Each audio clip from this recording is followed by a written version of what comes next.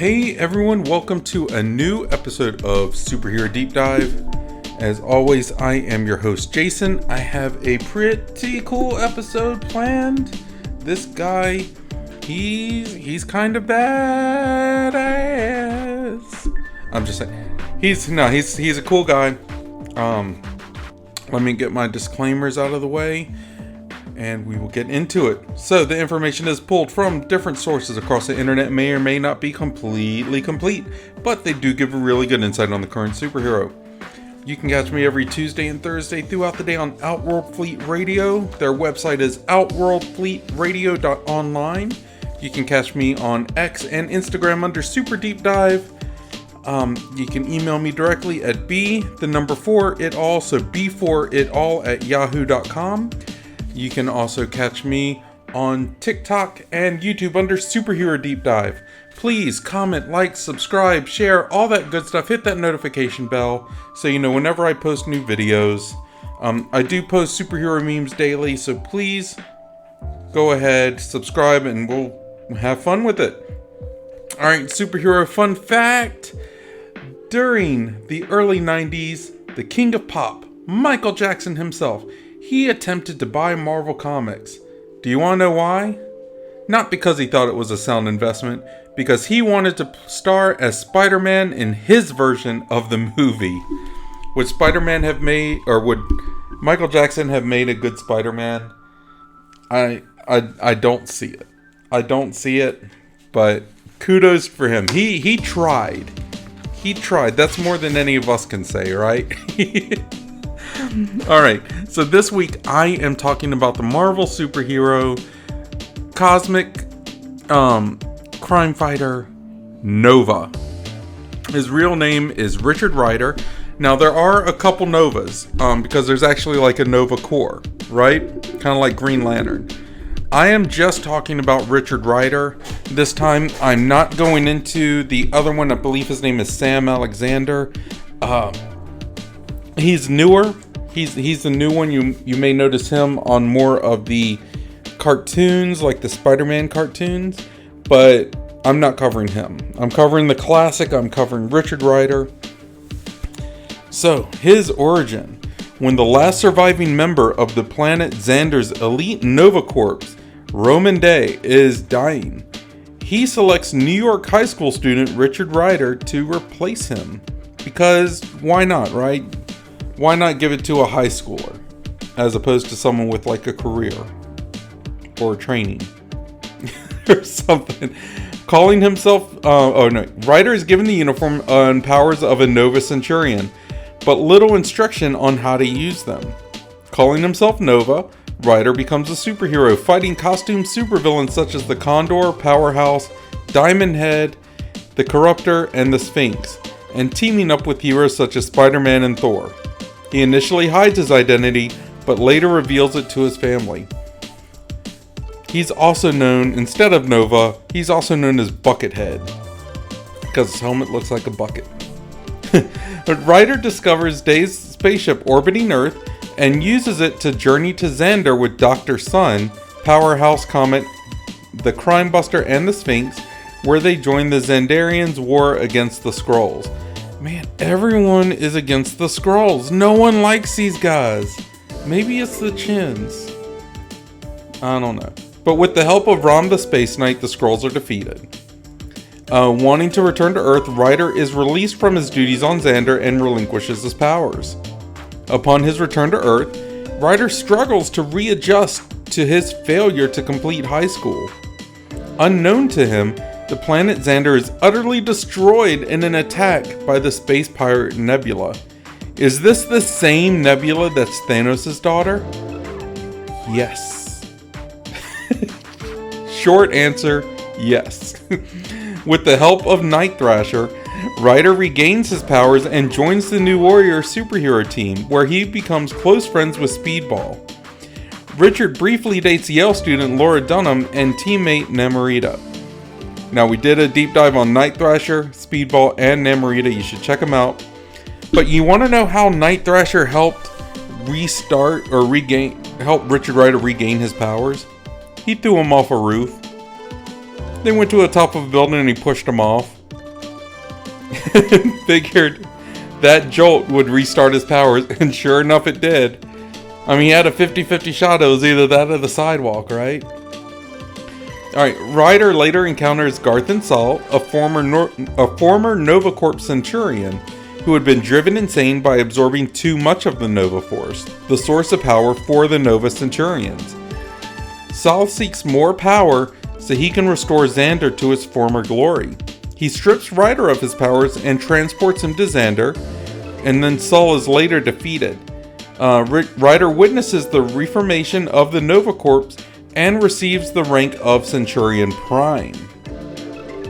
Assigned to Earth, Ryder is confronted with the challenge of balancing dual lives as a member of both the Nova Corps and the New Warriors.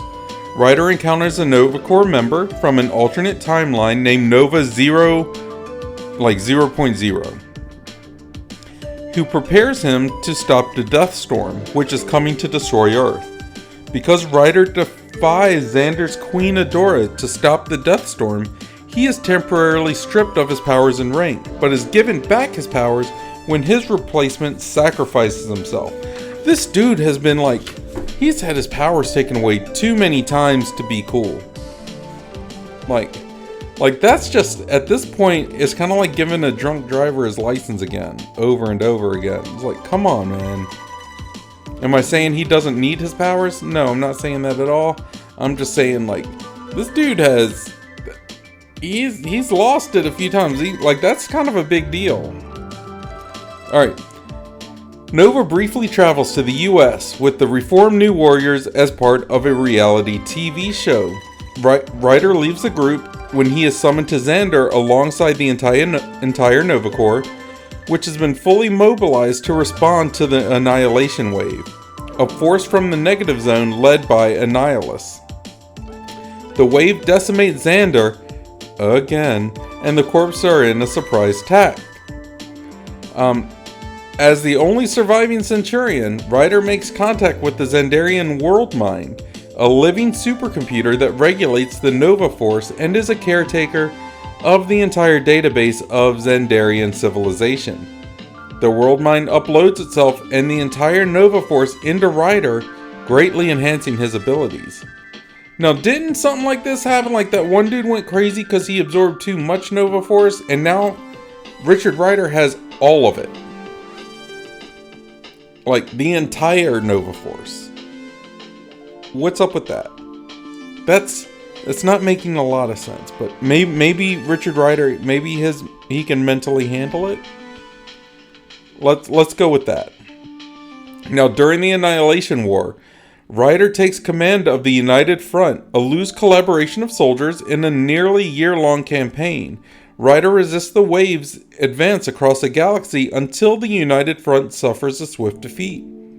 He leads a small team into the wave's conquered territory and eventually engages Annihilus in personal combat, killing him. Wow. Okay, cool. After the Annihilation War, Ryder returns to Earth to rest. However, finding out that his pleas for help in the Annihilation War were ignored by Earth's superheroes because of a civil war, and meeting Penance, his old friend Speedball, who was mentally scarred by the events leading up to the war, Ryder returns to space, feeling out of place on Earth and disturbed by what Penance had become.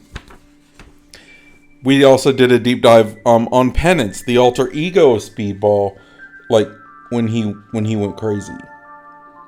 It's a pretty good one. I suggest you check it out. But yeah, so what do you guys think so far? This is pretty wild, right? Like, he has had a lot of ups and downs. Let's keep going. Attempting to aid the Kree in an assault from the Thalnix, Ryder is wounded and crash lands on a sparsely populated Kree outpost. While Ryder's unconscious body recovers, Worldmind deputizes a local Kree commander, Ko-Rel, to guard him. Ryder is infected by the transmode virus and joins the Thalnix. Now tasked with killing Ryder before the Worldmind falls into empty hands, Ko-Rel attacks him, only to be killed by Gamora in retaliation. Upon her death, her fraction of the Nova Force returns to Ryder and enables him to overcome the transmode virus. he flees Kree space, pursued by Gamora and a Phalanx-controlled Drax. Seeking a cure for the transmode virus, Ryder eventually arrives on Kvitch, home planet of the Technarchy. Ryder enlists the help of the mutant Warlock and his son Tyro, who cure Ryder, Drax, and Gamora of the transmode virus. The five then return to Hala to engage the Phalanx. When ambushed by Skrulls during the Secret Invasion storyline, Ryder is aided by Clerk the Super Skrull. He learns about the Secret Invasion and heads for Earth. Ryder learns that Project Pegasus, the base where his brother now works, is under Skrull attack. Working with Darkhawk, who we also did a deep dive on, Ryder successfully stops the Skrull's advance. The scientists of the facility extract the world mind from his brain and use the supercomputer to jumpstart a project known as the Quantum Flask, which restores Quasar to life, who we also did a deep dive on. A Skrull warship is about to protect Project Pegasus, but is destroyed by a band of alien Nova Centurions who then declare their allegiance to Ryder. I almost said they're allergic. But their allegiance to Ryder. Ryder learns that the World Mind has been recruiting members for the Corps without telling him. Here's the thing I don't get with that. Ryder has all of the Nova Force. He has the entire Nova Force. So how is the World Mind recruiting other Nova Centurions when Ryder is supposed to have it all? Is the World Mind like siphoning some power away? I don't know. It's weird. But when he learns that Ego the Living Planet is among the new recruits of the Nova Corps, he becomes enraged and tries to battle World Mind. As a result, Ryder is stripped of his rank and ejected from the Nova Corps. Again. Because his body has become dependent on the Nova Force, Ryder will die if he is without it for too long. As a temporary measure, he borrows the quantum bands from Wendell Vaughn and becomes Quasar. Using his new abilities, Ryder rescues the corpse from the War of Kings.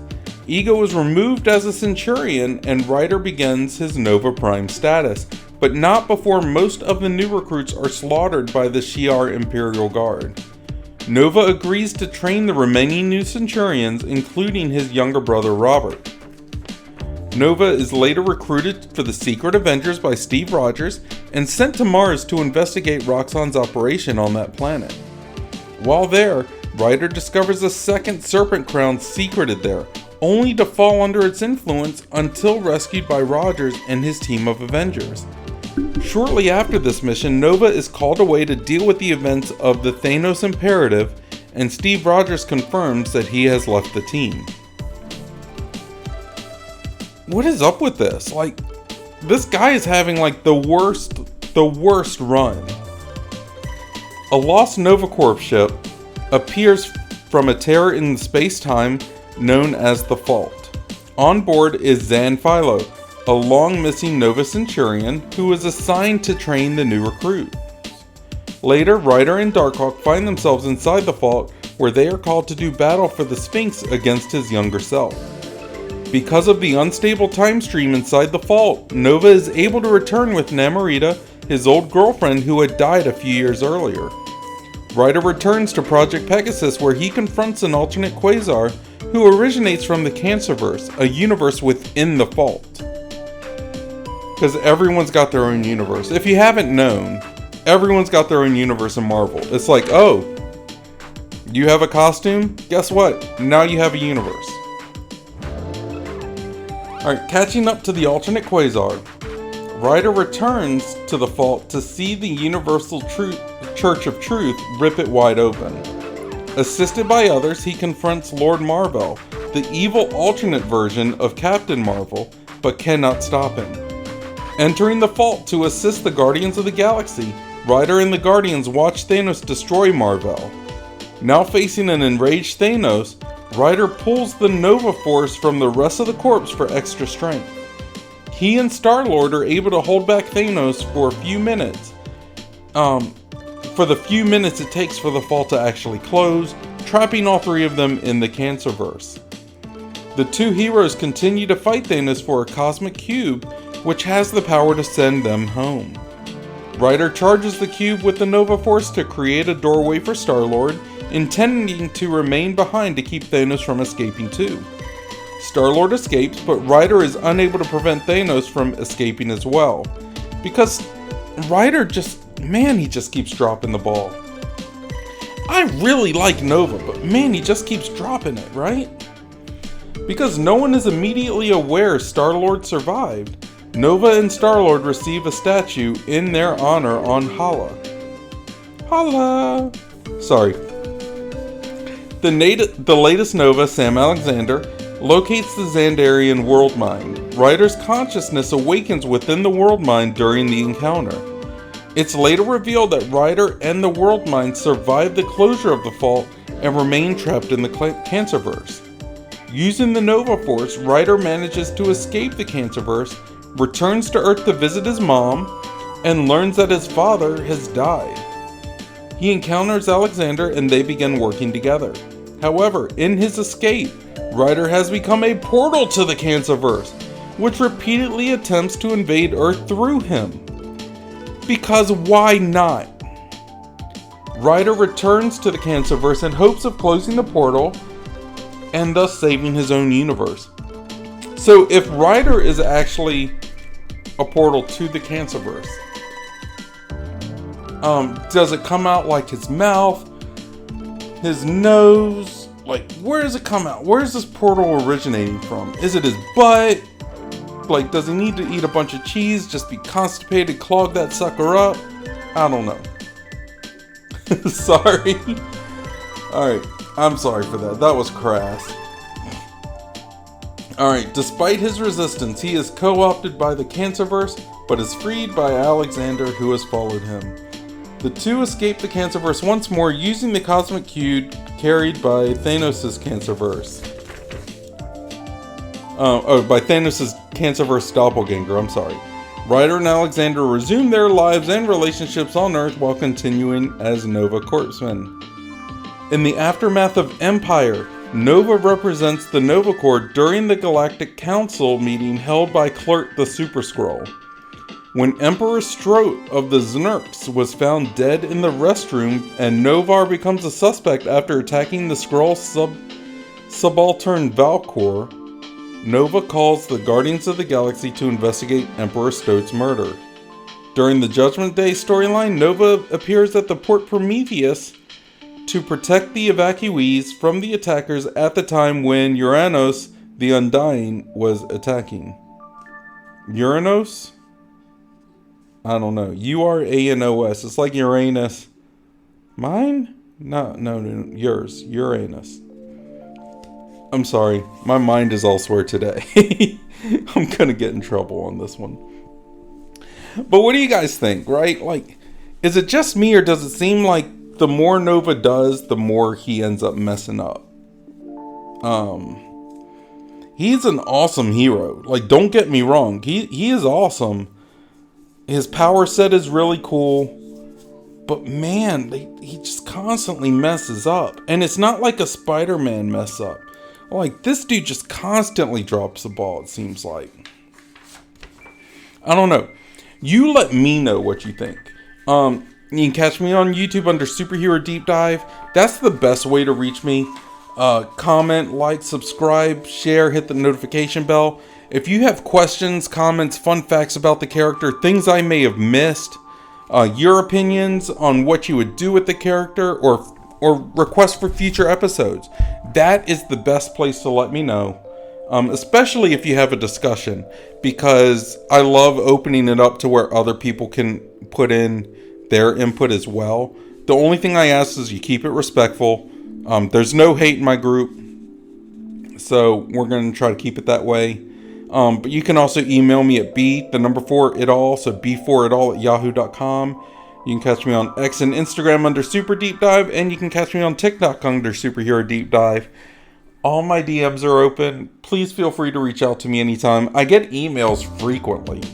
Apparently people like reaching out on email. I guess maybe they don't want to have the conversation on YouTube, but If you do, it's great, and it really helps out my channel. I just recently got monetized, so that kind of stuff, it goes a long, long way. Alright, but let's get into his powers. Alright, Nova derives his powers from an energy source called the Nova Force, which all Nova Corps Centurions wield. The energy was transferred to Ryder by the Nova Centurion Roman Day. The Nova Force affords Ryder superhuman powers including flight, superhuman strength, speed, and durability, as well as the power to absorb energy directed against him and release it as gravimetric pulses and beams, either from specific parts of his body or from the entire body. Nova is good at hand-to-hand combat and has been coached by Cord. Nova wears a standard Xandarian Star Corps uniform designed to accommodate his powers without being damaged by them. This uniform is highly resistant to damage, including outer space conditions, and is airtight. In addition, the uniform has a built-in life support function that can sustain Ryder under the most extreme environmental conditions, including acting as a life support suit by locking off the mouth and eyes of the helmet. The helmet contains a radio, telescopic sights, night vision sensors, and heat imaging sensors, as well as a visual heads-up display for tracking energy signatures. Nova's helmet, it has a rigid construction and shape when worn, but becomes as malleable as cloth when it is not, allowing Ryder to hide it in his civilian clothes when desired. Nova's uniform is not only extremely malleable, but contains specific functions to aid Ryder in his role as a Nova Corps Centurion. Among these features are an electromagnetic discharge that can nullify gravity and an interface to stargates that allows him to enter hyperspace, where he can move at velocities exceeding the speed of light. Ryder can also alter the appearance and nature of his uniform to suit his needs. However, as Ryder learns the hard way, the Nova Corps keep a strict dress code. When he makes major cosmetic changes to his uniform after rejoining the New Warriors, Nova is summarily he's ordered to conform to standard, is basically what it is. He's told, put it back. I have a picture of him in like the suit he designed for himself, and it's not great. I would have told him, like, no, return it back to normal, because it was not good. Alright, during Annihilation, Ryder's uniform is altered and enhanced to house the Xandarian World Mind, as well as the entire Nova Force, which was previously used by all members of the Nova Corps. With the World Mind and the Nova Force, Ryder possesses tremendously augmented strength and durability, as well as nearly limitless quantities of energy. The World Mind consists of the entire culture and history of Xandar, as well as individual minds of thousands of years of dead Xandarians. The consensus voice of the World Mind can speak directly to Ryder, helping him control the Nova Force, fight enemies, sense energy, interface with electronics, and protect it against psionic abilities. The World Mind can also assume direct control of Ryder's body when he is asleep. So, how do you think like someone like Jean Grey, who can read people's thoughts, or Xavier that can do that, how do you think they would do against Nova, when he's got the World Mind, when it's thousands of voices potentially in his head? That's crazy, isn't it? Like, I can't imagine that noise. Alright, the fun facts. In 2011, IGN ranked Nova 98th in their top 100 comic book characters of all time list. In 2012, IGN ranked Nova 19th in their top 50 Avengers list. In 2017, Den of Geek ranked Nova 2nd in their Guardians of the Galaxy 3 50 Marvel Characters We Want to See list. In 2018, CBR, so that's comicbookresources.com, ranked Nova 1st in their 16 Strongest Nova Corps member list, 5th in their Marvel Strongest Cosmic Heroes list, and 15th in their 25 Most Powerful Avengers Ever list. In 2018, CBR.com also ranked Nova 6th in their 25 fastest characters in the Marvel Universe list. That's such a random... Okay. Let's see here. In 2022, CBR, so comicbookresources.com, CBR.com, ranked Nova 2nd in their 10 best cosmic heroes in Marvel Comics list, and 11th in their 30 strongest Marvel superheroes list. In March of 2022, Marvel Studios was revealed to be developing a project featuring Richard Rider as Nova, with Saber Perzada writing. It will be a special presentation released on Disney Plus, kind of like Werewolf at Night. Let's see here. Richard Rider appears as a playable character in Marvel Superhero Squad: The Infinity Gauntlet. He also appears as a playable character in Ultimate Marvel vs. Capcom 3. His Quasar and Kid Nova costumes, as well as that of Sam Alexander from the Ultimate Spider-Man TV series, are also available as alternate attires. Richard Rider also is a playable character in Marvel vs. Capcom Infinite, and he is a non-playable character in Marvel Ultimate Alliance 3: The Black Order. He also appears as a playable character in Marvel Future Fight, because I think everyone appears in Marvel Future Fight. But let me give you my final thoughts on the character. He's got a lot of appearances. So growing up, in my teen years in the 90s, the New Warriors were hands down my all-time favorite title at that point. Because of that, Nova was actually a big character for me in my youth. I always related Nova to Raphael from the Teenage Mutant Ninja Turtles. Like he was tough, he was ready to fight. He didn't always care about the plans just because he felt like he could always punch his way through it. He was basically brute force for the sake of being brute force. It definitely seems that as he's grown, he's developed, which is awesome to see. I like the responsibility he shows and the weight he feels like he has on his shoulders, because it's a really good fit for him. But with that said, I have some ideas with him within the MCU. Now, I know they're talking about doing a project with Disney Plus, but I want something a bit more. I don't want to just focus on Richard Rider. He can definitely be in it, but I want a series on the Nova Corps as a whole in general. Maybe individual stories focusing on different areas of the cosmos, different planets, different Nova members. We could have Sam Alexander there. We could have some of the other ones that may be like really obscure characters that have only been in like an episode or an issue or two.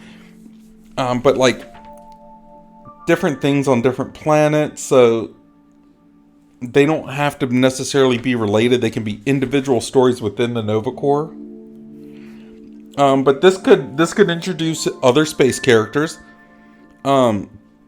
cross over against like the Guardians of the Galaxy, and even keep tabs on things like the Kree Skrull War.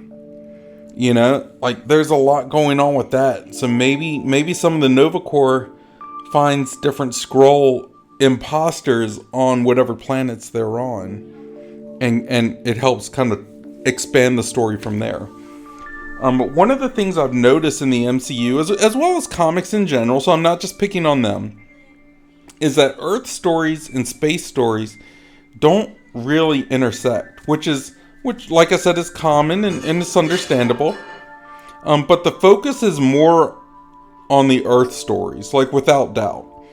We can see this large tapestry of where things intersect, coincide, they parallel, they influence other parts relatively easily, but we don't see that kind of stuff in space as much. And this could be the kind of thing that really binds all the space stories together, as well as starting to introduce other characters, follow up on existing characters, and who knows, you may end up having a fan favorite in the series that will stand out and deliver in the future. I think this could potentially be the start of something great in the MCU and really give it a chance to have the same flair that it used to back in like phase 1 and phase 2. But what do you think though? And what do you think's gonna happen with the Disney Plus project? Let me know in the comments, because I don't know. I've heard things, but I haven't heard anything concrete as far as like what the storyline's going to be, what they're doing, who's going to be in it. Like I just don't know. But there's so much that the Nova Corps can do. They just need the right spotlight to do it. And I think, like I said, if we do individual stories, we can keep it going for a long time, because where one part may get stagnant, something else could be going on in a different sector of the universe. So there's no reason it can't progress. But let me know what you guys think in the comments. Like I said, YouTube is the best way to reach me with it. It's Superhero Deep Dive. Please comment, hit that like button, hit that notification bell. It's a little thing for you guys. It's a big thing for me. It means so much. I really appreciate you guys' support. You can also catch me on X and Instagram under Super Deep Dive. I'm also on TikTok under Superhero Deep Dive. And you can email me directly at b4itall@yahoo.com. DMs, emails always open. Please feel free. Reach out to me. It's great. But I think that's going to do it for me this week. I hope everyone is blessed. I hope everyone's happy. I hope everyone is safe. I hope everyone is smart. But if you're not smart, don't get caught. See you guys later. Have a good one. Bye-bye.